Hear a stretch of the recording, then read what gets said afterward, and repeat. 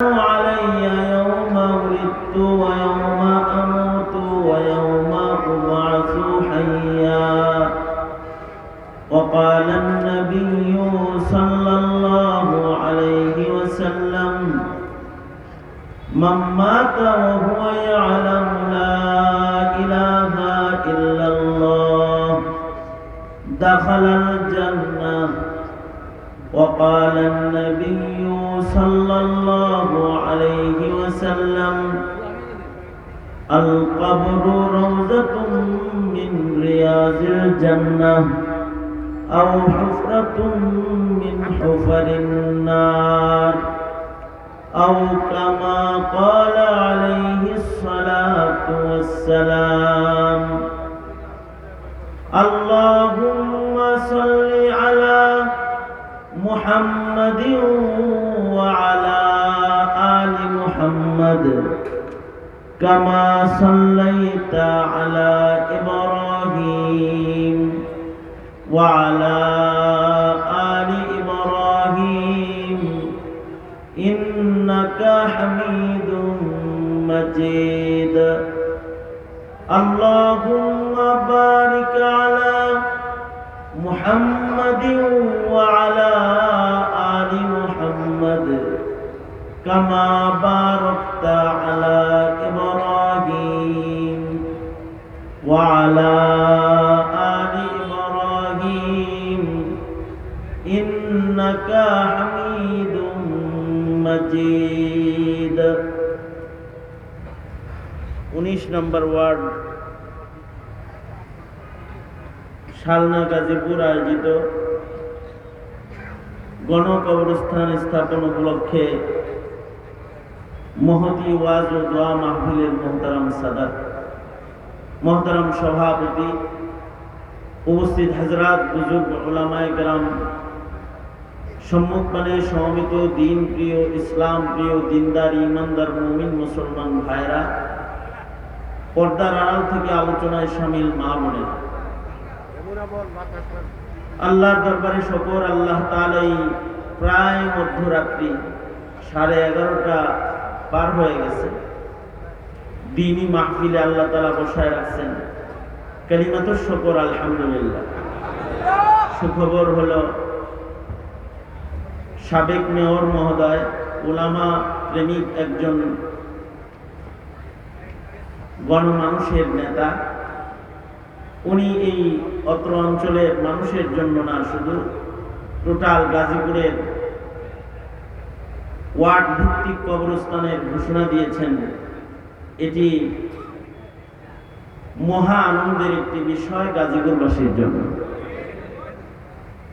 কারণ কবরস্থান কতটা জরুরি। বিক্ষিপ্ত আকারে কবর হলে কবরের হালাত দুষ্কর হয়, মুশকিল হয়। আর যদি ভালো মানুষের কবরের কাছেও কারণ কবর হয়, কখনো কখনো একজন মানুষের কারণে গোটা গুরুস্থানের সকল মাইয়িতের কবরের আযাব মাফ হয়। যেমন মুহাম্মদুর রাসূলুল্লাহ সাল্লাল্লাহু আলাইহি ওয়াসাল্লামের রওজায়ে আতহার কবর মদিনাতুল মুনাওয়ারা, শুধু নবীজির রওজা, নবীজির কবর মদিনাতুল মুনাওয়ারাতে হওয়ার কারণে কিয়ামত পর্যন্ত আশা করা যায় মদিনায় যাদের দাফন হবে তাদের কবরে আযাব হবে না। কারণ মদিনায় ঘুমিয়ে আছেন বরজখে মুহাম্মদুর রাসূলুল্লাহ সাল্লাল্লাহু আলাইহি ওয়াসাল্লাম। আল্লাহ তাআলা তার দোস্তের কাছাকাছি, দোস্তের উম্মতের কোন কবরে আগুন জ্বালায় আশা করা যায় আল্লাহ তাআলা দোস্তকে কষ্ট দিবেন না। এই কারণেই কিয়ামত পর্যন্ত মানুষের দোয়া চলবে, আয় আল্লাহ মদিনায় একটু কবর করে দিয়ে না। এই দোয়াটা কিয়ামত পর্যন্ত বুদ্ধিমান মুমিনরা এই দোয়া করতে থাকবে। बक़ीए मुक़द्दस पे हो मेरी मरक़द, बक़ीए मुक़द्दस पे हो मेरी मरक़द, हमेशा रहूं मैं किनारे मदीना, हमेशा रहूं मैं किनारे मदीना। অনেক লম্বা করে কিছু বলার মতো ইচ্ছা আমার নাই, খুব তাড়াতাড়ি আপনাদেরকে নিয়ে দোয়ায় মোনাজাতের দিকে যাওয়ার ইরাদা। আবার আজকে জুমা রাত, আগামীকালকে জুমার প্রস্তুতি, এজন্য আলোচনা লম্বা করার অবকাশ নেই। তবে গুরুত্বপূর্ণ 2-4টা কথা, গনে গনে 3-4টা কথা, তার ভেতরে 1 নম্বর কথা আমি শুরু করে দিছি। 4টা কথার 1 নম্বর কথা ধরা তুলে তোলেন তো, কথাগুলো বোঝার দরকার, কারণ ওগুলো তোলাইতেছে হাত সোজা করেন, আঙুল খুলেন, নাড়াচাড়া দেন। যাক নাই তো সব, মাশাআল্লাহ। কেউ ঘুমান নাই তো? যারা যারা ঘুমাইছেন হাত নামান, সোজা করেন, জবান খুলে আওয়াজ করে বলুন সুবহানাল্লাহ, আলহামদুলিল্লাহ, লা ইলাহা ইল্লাল্লাহ। আওয়াজ করে উঁচু আওয়াজে বলুন আল্লাহু আকবার। আল্লাহু আকবার জোরে বলা সুন্নাত। আল্লাহু আকবারের আওয়াজ যত বিকট হয়, দুশমন তত ভয় পায়, শয়তান তত দূরে যায়। আর আল্লাহু আকবারের ধ্বনি যত সবল হয়, ঈমান তত বেড়ে যায়। আল্লাহু আকবারের আওয়াজ যত বড় হয়, আল্লাহ তত খুশি হয়। মাশাআল্লাহ, হাত দাও। এই যেমন আমার দিকে ছিলেন, কয়েক মিনিট আমার দিকে থাকেন, মাত্র 4 কথা, 1 নম্বর কথা। আচ্ছা, কথাটা শোনার আগে একটা দৃষ্টান্ত শুনেন। দৃষ্টান্ত দিয়ে কিছু বললে আল্লাহ আল্লাহর বান্দারা আল্লাহ বান্দাদের সহজে বোঝানোর জন্য আল্লাহ দৃষ্টান্ত দিচ্ছেন কোরআনে। এ কারণে কিতাবের নাম আছে আমসাল আল কোরআন, কোরআনে বর্ণিত দৃষ্টান্তগুলো। হাদিসেও দৃষ্টান্ত আছে, আমসাল আল হাদিস। নবী উদাহরণ দিয়ে দিয়ে দিয়ে দিয়ে কথা বুঝাইছে। ইসলামকে তাবুর সাথে তুলনা করে আল্লাহর রাসূল দৃষ্টান্ত দিয়ে ইসলাম বুঝাইছে। দৃষ্টান্ত দিলে কথা ভালো বুঝে আসে। আমার 1 নম্বর কথা বোঝার জন্য একটা দৃষ্টান্ত। 1 নম্বর কথা কি বলেছি হলো, কখনো কখনো একটি কবরের কারণে গোটা এলাকার কবরস্থানের সকল মাইয়িতের কবরের আযাব মাফ হয়ে যায়, একটা নেককারের কবরের কারণে। এই কারণে মদিনাতুল মুনাওয়ারাতে কিয়ামত পর্যন্ত যত মাইয়িতরা ঘুমাইবে, আশা করা যায় তাদের কবরের আযাব মাফ। আর একটা দামি গুরুস্থান আছে জান্নাতুল মুআল্লা, যেখানে ইসলামের পয়লা মুসলমান হযরত খাদিজাতুল কুবরা ঘুমাইছেন, যেখানে সাহাবায়ে কেরাম ঘুমিয়ে আছেন। আশা করা যায় তাদের কবরের কারণে হুদুদে হারাম মক্কার সকল মাইয়িতের কবরের আযাব মাফ। আর একটা স্মরণীয় গুরুস্থান আছে মাকবারাতুল হুজ্জাজ, হাজীদের কবরস্থান। যদি হজে যায় কেউ মরে যায়, তাহলে শরায়াতে হাজীদের গুরুস্থানে দাফন হয়ে যায়। আশা করা যায় ইহরাম করা কোন মাইয়িত যারা আল্লাহর নামে ঘর থেকে বের হয়েছে, তাদের কবরে আসমানের মালিক আল্লাহ আযাব দিবে না। কবরের হালতকে শরীয়তের ভাষায় বলে বরজখের আলম। বরজখের উপরে যার বিশ্বাস নাই, তার ঈমান নাই। নতুন প্রজন্মের বরজখের উপরে ঈমান নাই।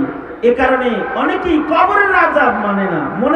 মনে রাখতে হবে, যারা কবর বুঝে না, কবর মানে না, ওদের ঈমান নাই। ওরা আল্লাহ বুঝে না, রাসূলও বুঝে না।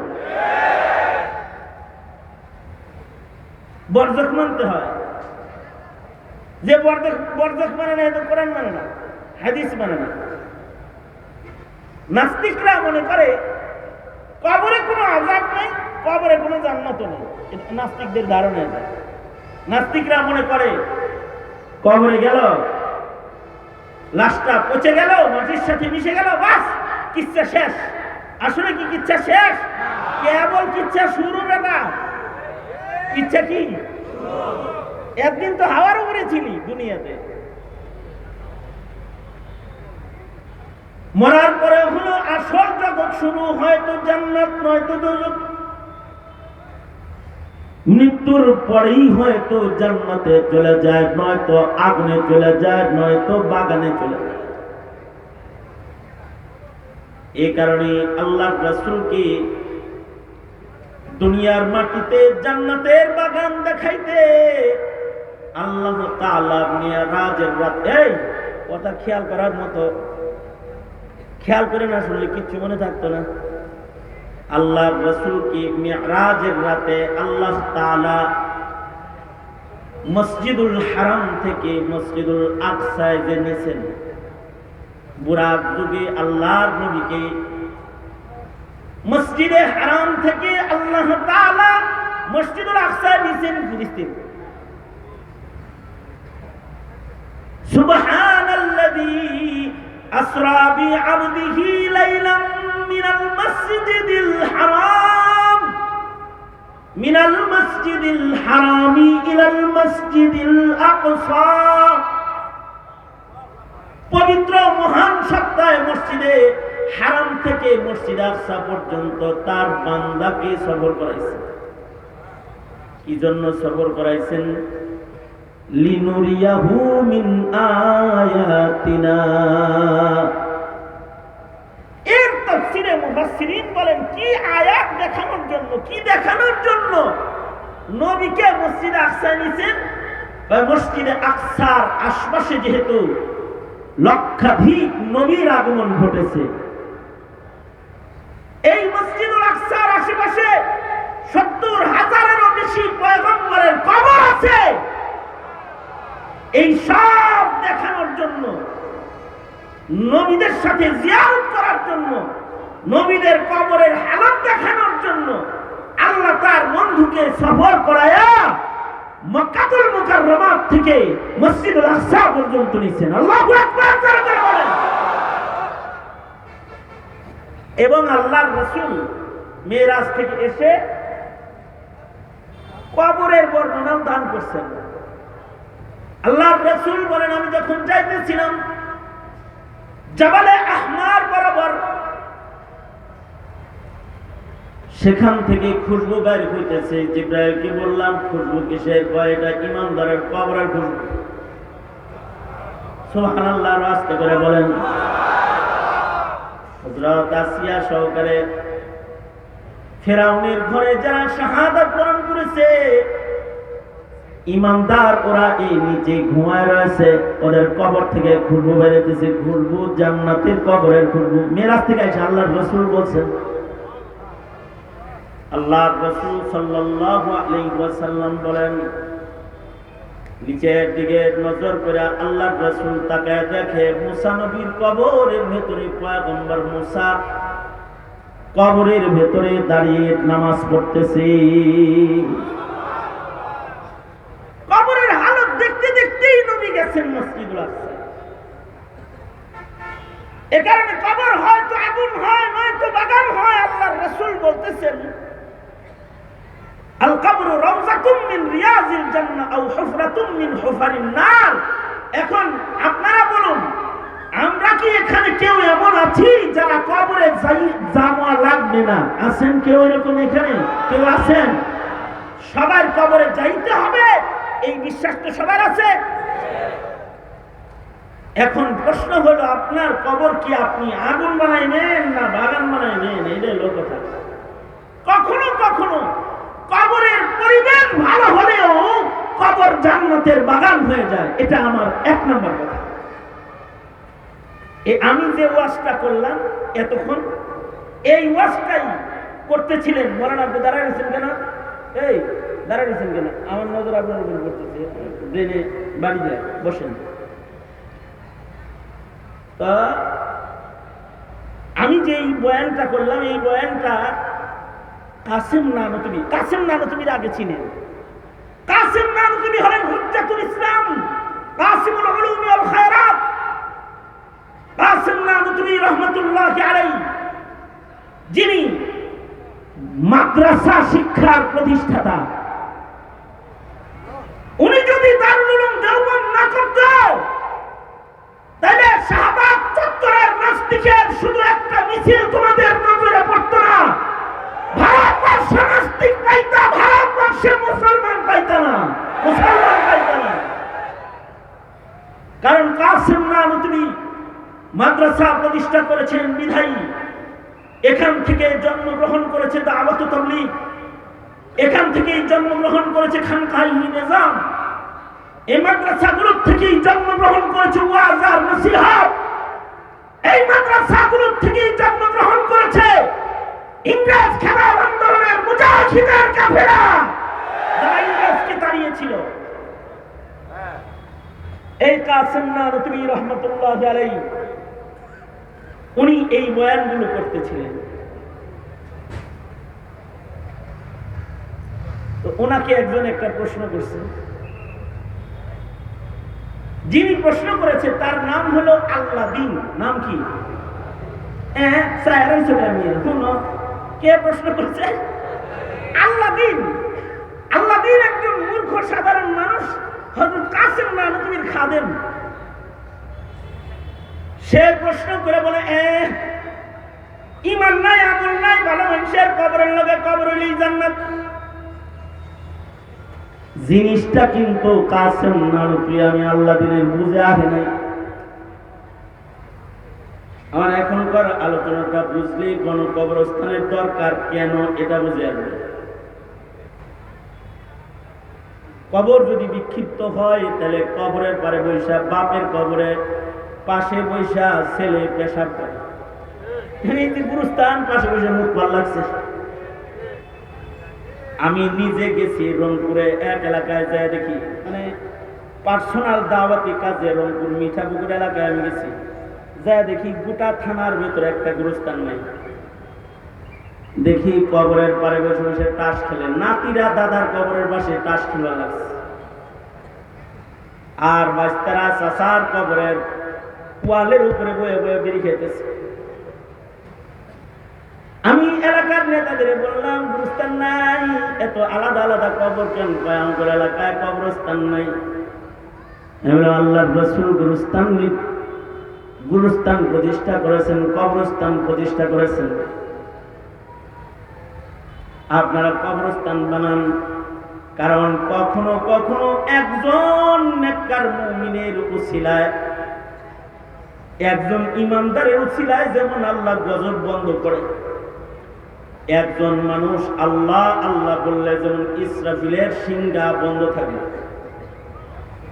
কখনো কখনো একজন নেককারের কবরের কারণে গুরুস্থানের হাজার হাজার মাইয়িতের কবরের আযাব মহান আল্লাহ মাফ করে দেয়। আল্লাহ দিন বলে ইমানদার হলে একজন কবরের আযাব মাফ হইব সবজনের, এত সস্তা। এমন কথা কি বোঝানোর জন্য কোরআন হাদিস দিয়া তো সাধারণ মানুষের বোঝানোর দরকার নেই। যদি সহজে বোঝানো যায় দৃষ্টান্ত দিয়া তাহলে ভালো হয়। কাসিম নানুতুবি বললেন, এই আল্লাদিন, তুমি যে আমারে তাল পাখা দিয়া বাতাস দিতেছ, আমার একটা প্রশ্নের উত্তর দাও। সেটা হলো এই, তোমার তাল পাখার বাতাস খালি আমার লাগতেছে না ডান পাশে বাম পাশে যারা বসা আছে তাদেরও লাগতেছে? কেন? বাতাস তো দিতেছি আমনেরে, কিন্তু ঠান্ডা হইতেছে ডানে বামে যারা আছে তারা। ওই যে ওই যে ওই যে তাল পাখা ঘুরাইতেছে একটা, একজনের বাতাস দিতেছে, লাগতেছে চতুর্দিকে যারা আছে সবার। কাসিম নানুতুবি বললেন, আল্লাদিন, একজনকে টার্গেট করে ফ্যান চালাইলেও যেমন ঘরের সবাই ফ্যানের বাতাস পায়, জান্নাতের বাতাস যদি কারোর কবরে প্রবাহিত হয়ে যায় তো তার কারণে গুরুস্থানের সবার কবরের আযাব বন্ধ হয়ে যায়। কখনো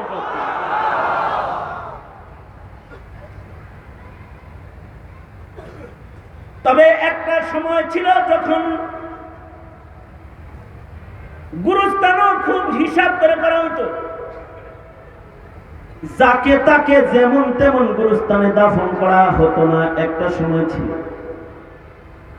এখন তো ফাঁস লয়ে মরছে, তারও আমরা গণকবরস্থানের এক কোণা দিয়া শোয়া দিই। বিষ খায় আত্মহত্যা করেছে, তাকেও এক পাশে শোয়া দিই। প্রেমে ফেল করছে দেখা সুইসাইড করছে। প্রেমে ফেল মানে একজন কইছিল আই লাভ ইউ, ও কইছে নো লাভ ইউ। মরে গেছে, সুইসাইড করেছে, তাকেও গণকবরস্থানের এক পাশে শোয়া দিই।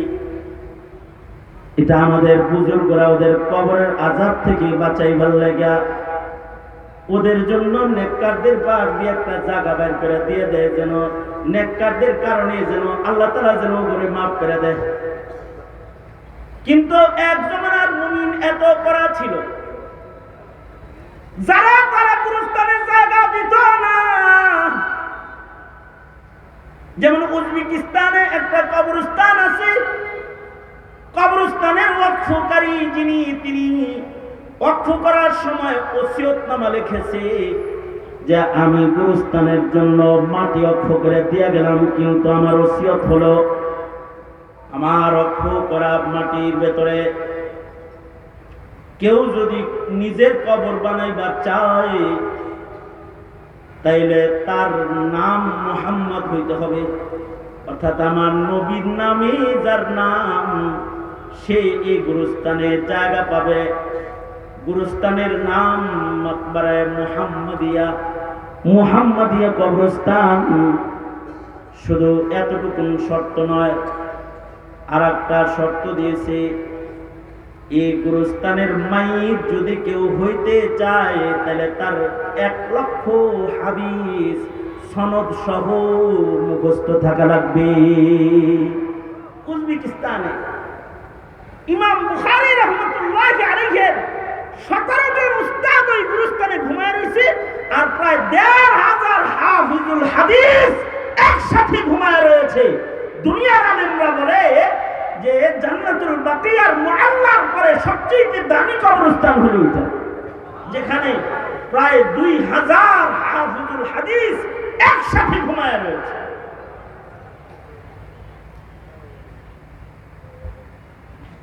সাহেবে হেদায়া ফিকহের সবচেয়ে হানাফি বড় ভান্ডার, হানাফি মাযহাবে হেদায়া। এই হেদায়া কিতাবের লেখক যিনি, ওনার জন্ম ওই এলাকায়, উনি মরছেন ওই এলাকায়, কিন্তু এই গুরুস্থানে ওনারে ঢুকতে দেয় নাই মরার পরে। কেন? ওনার 1 লক্ষ হাদিস মুখস্থ ছিল, কিন্তু ওনার নাম মুহাম্মদ না, এজন্য কয় তোমার জায়গা এখানে না। আমাদের কোন কবরস্থানে এমনটি বলা হয় না।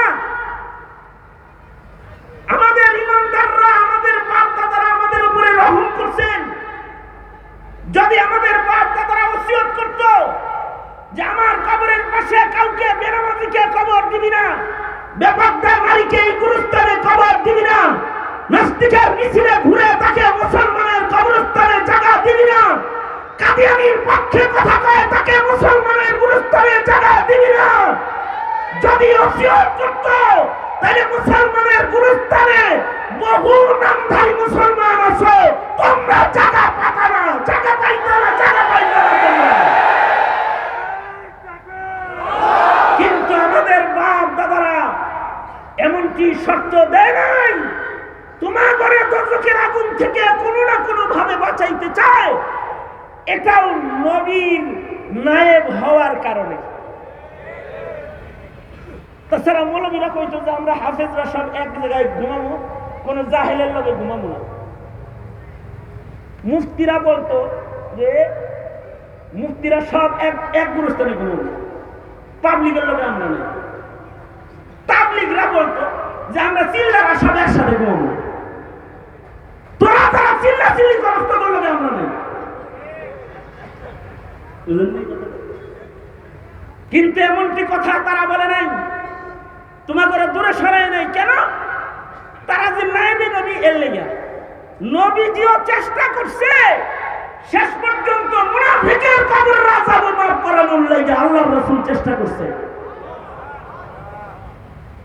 মুনাফিকদের সর্দার আব্দুল্লাহ ইবনে উবাই ইবনে সুলুল মৃত্যুর আগে মুনাফিকের সর্দারে নিজের ছেলে আব্দুল্লাহ ইবনে আব্দুল্লাহ সাহাবীকে কয়,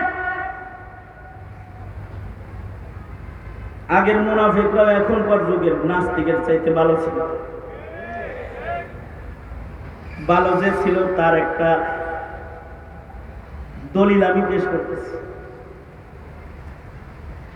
মুনাফিকদের সর্দার আব্দুল্লাহ ইবনে উবাই ইবনে সুলুল নিজের ছেলে আব্দুল্লাহ ইবনে আব্দুল্লাহকে কয়, বেটারে তুই তো সাহাবী, বাপ হয়ে তুই সন্তানের কাছে আমার একটা আবেদন, আমি মরে গেলে তোর রাসূল দিয়া আমার জানাজাটা তুই পড়াইস। আমার মন বলে হাবিবুল্লাহ যদি আমার জানাজার নামাজ পড়ায় মহান আল্লাহ হয়তোবা আমারে মাফ করে দিবে। তার মানে বোঝা যায় মুনাফিকেরও কবরের উপরে ঈমান। জোরে বলেন, জোরে বলেন, জোরে বলেন, আরো জোরে আওয়াজ করে বলেন কি? মুনাফিক, ইন্নাল মুনাফিকিনা ফিদ দারকিল আসফালি মিনান নার। আল্লাহ কয় মুনাফিকরা দুজকের নিম্ন জায়গায় অবস্থান করবে, কাফেরের যেই নিচে। সেই মুনাফিকও নিজের কবরের আযাব মাফ করানোর লেগে কয় যে আমার জানাজাটা যেন হাবিবুল্লাহ পড়ায়, বাবা একটু অনুরোধ করিস। এখন তো নাস্তিকরাও জানাজা পড়ায়, আপনারা এরকম খবর জানেন? এই আমারে দিয়ে সব ওয়াজ করানোকে আপনারা কইতে পারেন না কিছু? নাস্তিকরা জানাজা পড়াইছে, দেখেন নাই আপনারা? শাহবাগে কিছু জানাজা হয়েছে, এগুলোর খবর পান নাই আপনারা? হ্যাঁ, কথা বলেন না কেন? কথা বলেন না কেন? পান নাই? খবর পান নাই? ভালো মানুষের জানাজা কামনা করা এটা তো একটা ঈমান। আগের যুগের রাজনীতি যারা করতো তারাও ভালো মানুষের জানাজা ওসিয়তনামায় লিখতো। মুহাম্মদ আলী জিন্নাহ মরার আগে ওসিয়তনামায় লিখেছিল। মুহাম্মদ আলী জিন্নাহ মরার আগে ওসিয়তনামায় লিখেছে যে আমার জানাজার নামাজটা যেন শাব্বির আহমদ উসমানী দেওবন্দি পড়ায়। আমার মন বলে শেখুল ইসলাম শাব্বির আহমদ উসমানী যদি আমার জানাজা পড়ায় তাহলে মহান আল্লাহ হয়তো আমারে মাফ করে দেবে। তার ওসিয়তনামায় লিখে গেছে। শাব্বির আহমদ উসমানী রহমাতুল্লাহ আলাইহি শেখুল হিন্দের যোগ্য শাগরেদদের একজন। শেখুল হিন্দ যেখানে যেতে পারতেন না সেখানে শাব্বির আহমদ উসমানীকে পাঠিয়ে দিতেন। ভালো মানুষের জানাজা কামনা করা, এর ভিতরে একটা কবরের বিশ্বাস লুকায় রয়েছে। দুঃখের কথা কইতে গেলে তো কান্না লাগবে ওয়াজ বাদ দিয়া। এই যুগের মুসলমান ভালো মানুষের জানাজা তো বুঝে না, কবরও বুঝে না, সওয়াবও বুঝে না, হাসরও বুঝে না। আমার এক বন্ধু কিছুদিন আগে এক লোকের জানাজা পড়াইছেন, এক মুফতি সাহেব আমার বন্ধু। তো উনি এই ঘটনা বলতে যায় কান্দা দিলেন। সেটা হলো উনি জানাজার নামাজ পড়াইছেন এমন মাইয়িতের, যেই মাইয়িতের লাশ 6 দিন ফ্রিজে রাখছে। ছেলে জার্মান থেকে আসছে এরপরে দাফন করার জন্য, ছেলে দাফন করতে। অথচ মুমিন মরার পরে কয় আজ্জিলুনি, তাড়াতাড়ি আমরা জান্নাতে পাঠাও, জান্নাতে পাঠাও। যাই হোক, রাখা তো জায়েজ নাই, 7 দিন রাখছে ফ্রিজে। ওসিয়তের জানাজা পড়া হচ্ছে, জানাজা পড়াইতেছে এক মুফতি সাহেব।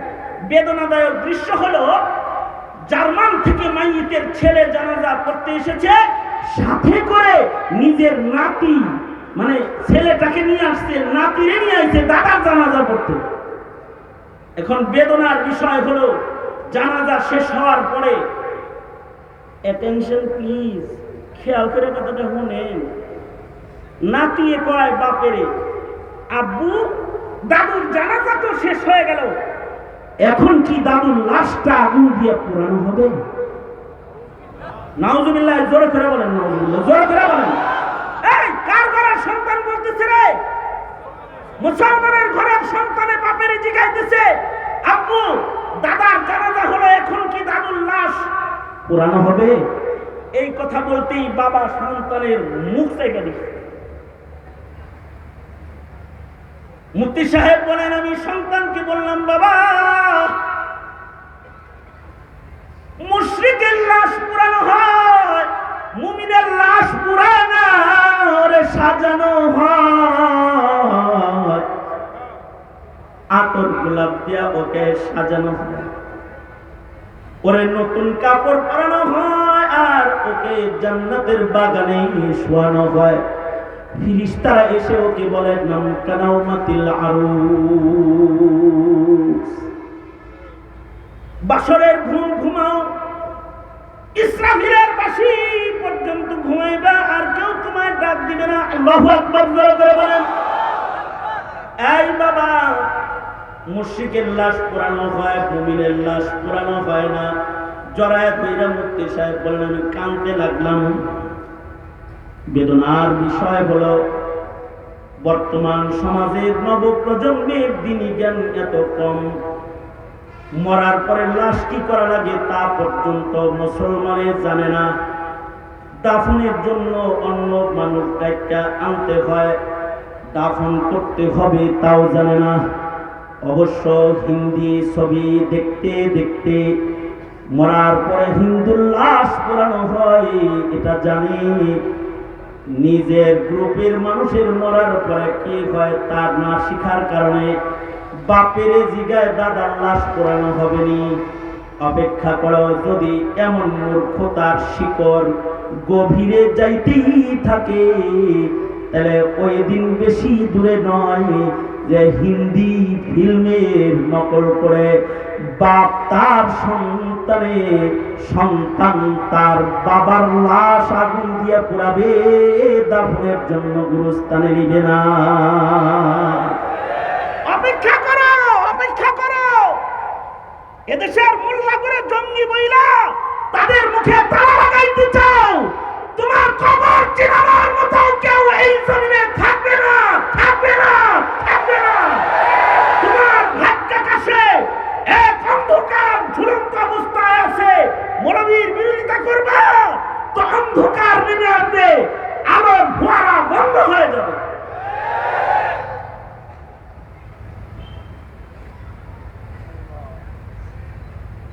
এই কারণেই গুরুস্থান দরকার। কখনো কখনো এক মাইয়িতের কারণে গোটা এলাকার মাইয়িতের কবর আযাব মহান আল্লাহ মাফ করে দেয়। আল্লাহু আকবার করে বলেন। তবে এটাও একটা স্বতঃসিদ্ধ কথা, এটা আমার লাস্ট কথা, হাত দিয়া 2 কথা গেছে না,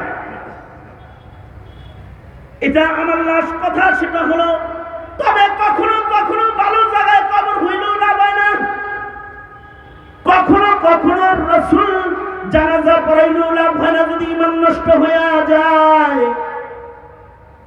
আব্দুল্লাহ ইবনে উবাই ইবনে সুলুলের কবরের আযাব মাফ করানোর জন্য ওসিয়ত করতেছে, রাসূলকে বলল আমার জানাজা পড়াইতে। সন্তান বলে, আব্বা তুমি আয়েশা সিদ্দিকারে তুহমত তুমি লাগাইছো না, তুমি রাসূলরে গালি দিছো না যুদ্ধের মাঠে, তোমার মতো মুনাফিকের সর্দারের জানাজা যদি সরবারে দো আলম নবী পড়াইবে, মুনাফিক কিন্তু নবীর ব্যাপারে কত দামি কথাটা কয়।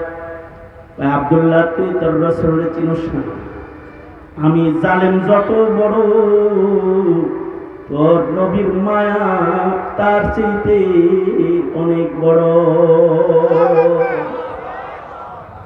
তুই বইলা দেখিস সে আমার জানাজা পড়াবে। সত্য সত্যই মুনাফিকের সর্দার বলে গেল, ছেলে সাহাবী বাপের লাশ গোসল দিল, কাফন পরায়া আব্দুল্লাহ ইবনে আব্দুল্লাহ রাসূলের কাছে যায় বলে, ওগো সরকার আজকে আপনার সাহাবী একটা জিনিস ভিক্ষা চাইতে এসেছে আপনার কাছে। ও আল্লাহর নবী, আমার বাবা মুনাফিকদের সর্দার, কিন্তু আমার বাপ মরে গেছে, আমি আমার সন্তানকে নিজের হাতে গোসল দিয়েছি, আতর গোলাপ কর্পূর দিয়া আমি আমার বাবাকে সুন্দর করে সাজাইছি। ওগো সরকার, আমি জানাজা তৈয়ার করেছি রহমাতুল লিল আলামিন নবীর কাছে। সন্তান হইয়া বাবার জানাজাটা ভিক্ষা চাইতে এসেছি। ওগো আল্লাহর নবী, আপনি কি একটু আমার বাপের জানাজাটা পড়াই দিবেন?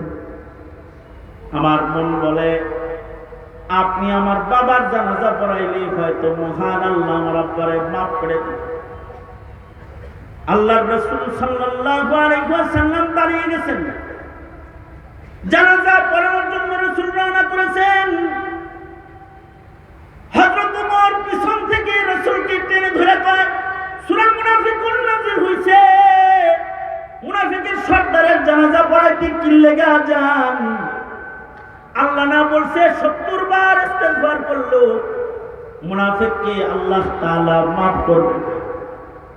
আল্লাহর রাসূল ওমরের হাত সরায় দিয়ে বলে, ছাড়ো ওমর, আমারে যাইতে দাও। আল্লাহ 70 বারের কথা বলেছে, আমি 70 বারের চাইতে বেশি 70 মাররা বলেছে, আমি 70 বারের চাইতে বেশি করে ওর জন্য ইস্তেগফার করব, তারপরও মহান আল্লাহ যেন ওরে মাফ করে দেয়। হাদিস শরীফে এসেছে আল্লাহর রাসূল জানাজা পড়ালেন। শুধু তাই করে নাই, আল্লাহর রাসূল নিজের গায়ের জামা খুইলা কাফন বানায়া মুনাফিকের সর্দাররে দিয়ে দিলেন। আমার গায়ের জামার বরকতেও যদি ও আযাব থেকে বেঁচে যায়। শুধু তাই করে নাই, হাদিসে আছে আল্লাহর নবী নিজের মুখের লুআব লালা জিহ্বা দিয়া বার কইরা আল্লাহর রাসূল শাহাদাত আঙ্গুলিতে লইয়া আল্লাহর নবী নিজের হাতে লালা আব্দুল্লাহ ইবনে উবাই ইবনে সুলুলের মুখের ভেতরে দিয়ে দিলেন, যেন রহমাতুল লিল আলামিনের মুখের লালার বরকতে যেন মুনাফিকটারে কবরের আযাব আল্লাহ মাফ করে দেয়। এত দয়া মায়া রাসূলের কেন? কারণ রাসূল কবরের আযাব দেখে এসেছেন, জাহান্নামের গর্জন দেখে এসেছেন। এ কারণে পয়গম্বর চায় না কোনো মানুষ দোজখের আগুনে নিক্ষিপ্ত হয়ে যাক। শেষ পর্যন্ত নিজের মুখের লালাটা পর্যন্ত মুনাফিকের মুখের ভিতরে দিয়ে দিল, যেন আল্লাহ তার কবরের আযাব মাফ কইরা দেয়। কিন্তু আল্লাহ তাআলা ঈমান না থাকলে কাউকে ক্ষমা করে না। আল্লাহ তাআলা বন্ধুকে ডেকে বলে, বন্ধু, একটা মুনাফিকের জানাজা পড়াইতে কে বলেছে আপনাকে? যার ঈমান নাই এমন মুনাফিকের জানাজা আপনি পড়াইলেন, সাবধান করে দিলাম আপনাকে, সামনের থেকে কোন মুনাফিকের জানাজার নামাজ আপনি আর পড়াইবেন না। ওয়ালা তাকুম আলা কবরিহিম, শুধু জানাজা পড়াবেন না তা না, কোন মুনাফিকের কবর জিয়ারত আপনি করবেন না। মুহাম্মদুর রাসূলুল্লাহ সাল্লাল্লাহু আলাইহি ওয়াসাল্লামের ওই দরদ যদি নবীর নায়েব ইমাম আলেম উলামা হাফেজ আলেমদের হৃদয়ে না থাকতো, তাহলে যারা মোল্লার ইজ্জতে আক্রমণ করো, নবীর সুন্নতকে যারা গালি দাও, এদেশের মৌলবীরা তোমাদের জানাজার নামাজের ইমামতিও করতো না, জানাজার নামাজে পড়াইতো না। কিন্তু তোমাদের জানাজার জন্য পড়ায়, জানাজার কারণেও যদি আল্লাহ তোমাকে মাফ করে দেয়, তবে মনে রাখো মোল্লায় জানাজা পড়াইলেই কবরের আযাব মাফ হয় না। মুনাফিকের সর্দারের কবরের আযাব নবীর জানাজা দিয়েও মাফ হয় নাই। সঙ্গত কারণে কবরে যাওয়ার আগে ঈমান আমল ঠিক করো, ওয়াবুদ রাব্বাকা হাত্তা ইয়াতিয়াকাল ইয়াকিন, এটা হলো শেষ কথা। গুরুস্থানে কবর হলে কখনো কখনো কবরের আযাব মাফ হয়, কিন্তু ঈমান আমল ছাড়া কবরে গেলে কোনো কিছুই দিয়া কবরের আযাব থেকে রক্ষা পাওয়া যায়? জোরে আওয়াজ করে বলেন। এই বিষয়টা যদি বুঝে এসে থাকে, গুরুস্থানও চাই, ঈমান আমলও ঠিক করতে চাই, ঠিক কিনা? কারা কারা এই কথাটা বুঝছেন হাত তুলে? তাহলে ওয়াদা করুন, বলুন ইয়া আল্লাহ হ্যাঁ না আওয়াজ করে ওয়াদা করুন, ইয়া আল্লাহ ওয়াদা করিতেছি শিরক করব না, ওয়াদা করিতেছি নামাজ কাজা করব না, ওয়াদা করিতেছি রমজানের রোজা ভাঙব না, ওয়াদা করিতেছি আলেমদেরকে গালি দিব না, নবীর দুশমনকে প্রশ্রয় দিব না। চিল্লায় বলেন ঠিক কিনা? আওয়াজ করে বলেন ঠিক কিনা? যারা আওয়াজ করে বলেন ইসলামকে লালন করব, ইসলামের বিরুদ্ধাচারণকারী যারা তাদের সাথে আপোষ করব না। ঠিক কিনা? যারা আওয়াজ করে বলেন ইসলামকে ধর্ম হিসাবে হৃদয়ে সর্বোচ্চ জায়গা দিব, কবরের আযাব থেকে বাঁচার আশায়। কারণ জিজ্ঞাসা করা হবে মা দীনুকা, তোমার ধর্ম কি? ঠিক কিনা? জোরে বলেন। আলেমদের পক্ষে থাকবো না বিপক্ষে? জোরে আওয়াজ করে বলেন পক্ষে না বিপক্ষে? আলেম ওলামা যেখানে, আলেম ওলামা যেখানে, ঈমান আমল বাঁচাতে কোরআন শিখবো শিখাবো। কোরআন হাদিস যেখানে, জোরে আওয়াজ করে বলেন আমরা আছি সেখানে। আল্লাহ তুমি কবুল করো। চিল্লায়া জোরে কোন আমিন। আরো জোরে আওয়াজ করে বলেন আমিন। আরো জোরে আওয়াজ করে বলেন আমিন। আর গুরুস্থানের দরকার আছে কবরের আযাব মাফ হয়। ঠিক কিনা? দরকার আছে না নাই? এই গুরুস্থানের সাথে শুধু শাহিন কমিশনার সাহেব না আপনারা সবাই, মেয়র সাহেব না আপনারা সবাই ইনশাআল্লাহ বলেন, সুদা করেন ইনশাআল্লাহ, মালি সদকা করুন ইনশাআল্লাহ বলেন, হাত মান পকেটে হাত দিয়ে দেন, নগদের উপরে একটা ফান্ড এদেরকে দিয়ে দেন। 1 টাকা করে দিলেও হাজার হাজার জনতা অনেক টাকা হবে।